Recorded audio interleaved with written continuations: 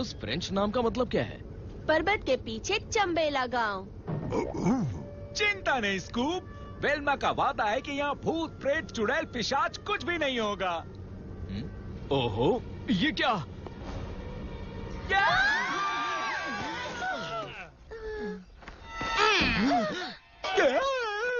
तुम लोगों की आंखें हैं या बटन निकाल के कंचे खेलूंगा। काफी कम उम्र में अंकल वैम्पायर बन गए। लगता तो है। बड़ा होकर बहुत तरक्की करेगा अपना जूनियर ड्रैकुला। शैगी, स्कूबी, नौटंकी बंद करो। वो तो कॉस्ट्यूम पहना हुआ एक बच्चा था। तुम्हें पक्का यकीन है ना? बिल्कुल, वो तो शायद वैम्पायर का उत्सव मनाने आया होगा। अच्छा, वैम्पायर का उत्सव? हाँ, बहुत बड़ा मेला है। तो इस मेले में क्या डांडिया खेलना है हमें? हांडी फोड़नी है? ये सब कुछ नहीं करना है, बस वैम्पायर के बारे में सारी चीजों का मजा लेना है। हाँ बिल्कुल, और वो भी पर्वत के पीछे चंबेला गांव में। वैम्पायर कितने रुमानी होते हैं ना। तुमने सिल्वर लाइट पढ़ी है ना? कई बार। मैं तो इसके लेखक से भी मिलना चाहती हूँ। ये क्या नाटक है दोस्तों? वैम्पायर का त्योहार मनाने आए हो, वो तो मुर्दे लोग हैं, कॉफिन में सोते हैं, रात को अपने शिकार के पीछे भागते हैं, उनका खून चूसते हैं और फिर उन्हें भी अपने कॉम में शामिल कर लेते हैं। अरे ये सब दकियानूसी वैम्पायर्स हैं। हम बात करें नए और जिंदा दिल वैम्पायर्स की।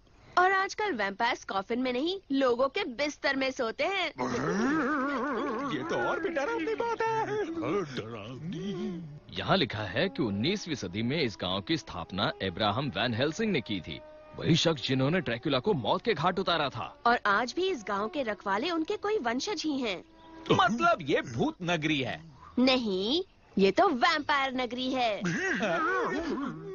इतनी खतरनाक जगह पर छुट्टी पे लाने के लिए तुमसे कट्टी वेल्मा। हाँ कट्टी। डरो मत यारो, यहाँ कोई गड़बड़ नहीं होने वाली। ये बात कुछ घिसी पीटी नहीं लग रही है इसको। पहले भी बहुत बार कही गई है। तुम लोग बेकार की साजिश कर रहे हो। यहाँ साजिश करने वाले और भी लोग हैं। ओए वैम्पायर वाले देश के दुश्मन, हाय हाय, सारी इंसानियत के दुश्मन, हाय हाय। वैम्पायर के खिलाफ इस अर्जी पर दस्तखत करें। इस नेक काम में हम आपके साथ हैं। ओए वैम्पायर के विनाश करने में हमारी मदद करो। पहले थोड़ी पेट पूजा करके आता हूँ। बेवकूफ, बेवकूफ हो तुम लोग। कोई कैसे इतना नीचे गिर सकता है कि इतना नेक काम छोड़ के लालच के मारे खाने के पीछे भाग जाए। माफ कीजिएगा, हमारे मुझे भी माफ कीजिए। अरे स्कूबी, मेले के बाहर अगर खाना इतना रोचक है तो अंदर ना जाने कितना पोषक होगा। और वैम्पायर तो सच में होते ही नहीं हैं। टिकट खरीदने वाले भी बहुत कम होते हैं छोरी। ऐसे ही सब फ्री पास लेके जाने लगे तो मेरी दुकान तो बंद हो जाएगी। वैम्पायर के दांतों के निशान से हो गया परेशान। हम सब मिस्टर भूतमार ओझा के मेहमान हैं। वो यहाँ हाँ हाँ पता है, प्रमुख है। और मैं हूँ मिसेस शीला, इस मेले की इकलौती मालकिन। देखो ओझा साहब वही बैठे हैं। तो ठहरे ओझा साहब, चंबेला गांव के प्रमुख, पर किताबें इनकी बिकती नहीं, यही है इनका दुख। आरा भूत की कहानियों के लेखक भूत के मेले में अपनी किताबें नहीं बेच पा रहे।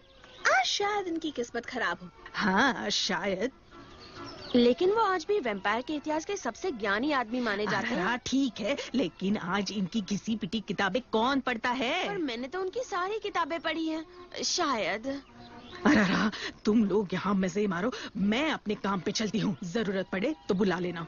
हम दोबारा जरूर मिलेंगे।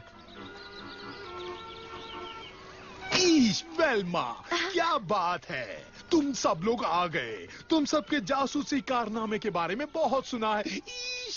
गैंग, हमारे मेजबान से मिलो, विश्व के जाने माने वैम्पायर विशेषज्ञ मिस्टर भूतमार ओझा। मिलके खुशी हुई। शुक्रिया। और तुम्हारी जानकारी के लिए बता दूं, शायद तुम लोगों ने मेरी किताबें पढ़ी हैं।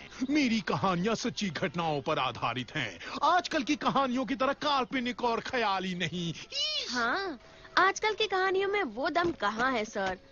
अरे तुम लोगों को पता है मिस्टर भूतमार ओझा अब्राहम वैन हेल्सिंग के पोते के पोते के पोते के पोते हैं। कमाल है, वही इब्राहिम वैन हेल्सिंग जिन्होंने ड्रैकुला को मौत के घाट उतारा था। सही बात। और वैम्पायर मारना अब हमारा खानदानी पेशा बन चुका है और इसीलिए मैं भी एक वैम्पिरोलॉजिस्ट बन गया। आप खुद एक वैम्पायर बन गए? वैम्पिरोलॉजिस्ट मतलब वैम्पायर्स के ऊपर रिसर्च करता हूँ, उनकी हर बात से वाकिफ हूँ। आओ दिखाता हूँ। वैम्पायर के इतिहास की शुरुआत के समय से लेकर मेरे पास उनकी काफी चीजें मौजूद हैं। ये तो वाकई लाजवाब है ना डैफ्नी? ऐसा लग रहा है हम लोग मेले में नहीं म्यूजियम देखने आए हैं। सड़ा जोक। वाह, वैम्पायर के इतिहास का आदि ग्रंथ। मुझे लगा था कि पूरी दुनिया में ये किताब सिर्फ एक ही है। और वो यही है। ये खुटियां तो एकदम तंगड़ी कबाब जैसी दिख रही है। तगड़ी कबाब का? तुम झूठ बोलते हो लाजवाब। इन जवाहरात के सबूत तो देखो, शानदार। ये जवाहरात सदियों पहले चंबेला गांव के एक असली वैम्पायर की दुल्हन के। लगता है इनके वैम्पायर पति काफी अमीर थे। ये वाकई अनमोल हैं, लेकिन इससे भी अनमोल चीज अभी तुम्हें दिखाना बाकी है। आओ आओ। 1000 साल पुराना 2000 लोगों का कातिल, दुनिया के सबसे खूंखार वैम्पायर बगुला भगत। ये 1000 सालों से शीशे के अंदर कैद है। क्या सबूत है? वाह, भूतिया है। मुझे तो नकली लगता है। नकली है। असली है या नकली होगा फैसला। देखते हैं किसमें है कितना हौसला। ये क्या साजिश है यारों? उसकी आंखें चमक रही थी।